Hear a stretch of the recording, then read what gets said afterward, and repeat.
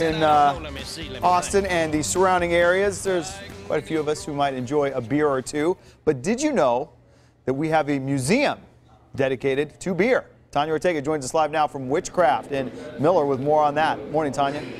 Hey, good morning, Dave. I think it sounds just like the museum that you would love to visit, right? And what they're doing for the time being is being a traveling museum, and they have some amazing artifacts. And they're doing this while they get the support that they need to actually have a brick and mortar museum. And with us this morning, we have Matt and Virginia Benavidez, two of the co-founders. Thank you so much for being with us. Yeah, of course. Thanks for having us. Tell us where the idea came from to have a beer museum. Okay. Yeah, so Virginia and I had a bottle and can collection that kind of got too big for our house, and we were trying to figure out where it was going to go. And we were looking around for a beer museum to donate it to, but kind of found out that didn't really exist. So that's where the idea stemmed from. And we just decided to make our own. Yeah, what kind of items are you going to have at the museum? We'll have all of these items here, as well as, hopefully many, many more. We'll have our own personal collection at the museum, and we're hoping to also bring a focus to local beer history once we have a brick and mortar too. Because you have all these amazing artifacts. We were talking about the kitty cup earlier, but you have some pretty old growlers and just items that are hundreds of years old. Yeah, that's right, and we're hoping to expand on that too. The oldest item we have right now is from 3000 BC. What you're looking at is the Bellarmine Jug from the 1600s, which is kind of a precursor to the growler.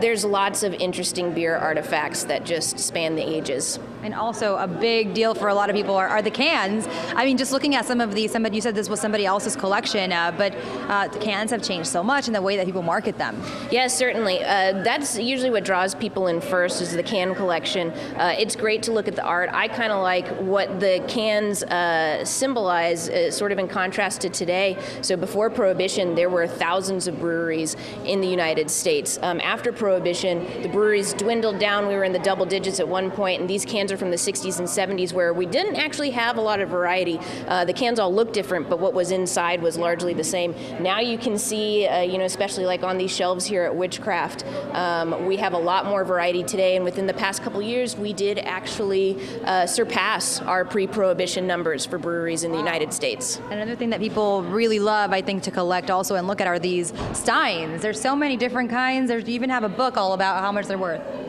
Yeah, steins could be a whole museum on their own.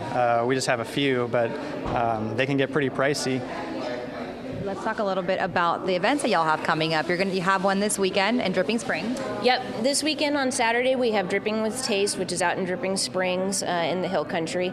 A little later on this month, on Tuesday, September 19th, we're going to be back here at Witchcraft doing Style Night, which is where we pick a style, talk about the history, and taste different beers of that style. So we'll be focusing on Oktoberfest. Where can people go get some more info if they want to check y'all out? Thebeermuseum.com is the best spot. We've got all of our events listed up on the website, and we also have a lot of fun beer history there too. That's awesome. Thank you so much for being with us. And Dave, did you recognize any of these guys? We were talking about this one earlier that just says beer. That's what they use in TV and the movies. Yeah, exactly, in TV. I did. The one that caught my eye is... I like the Old Shiner. Oh, wow, look at that. Yeah.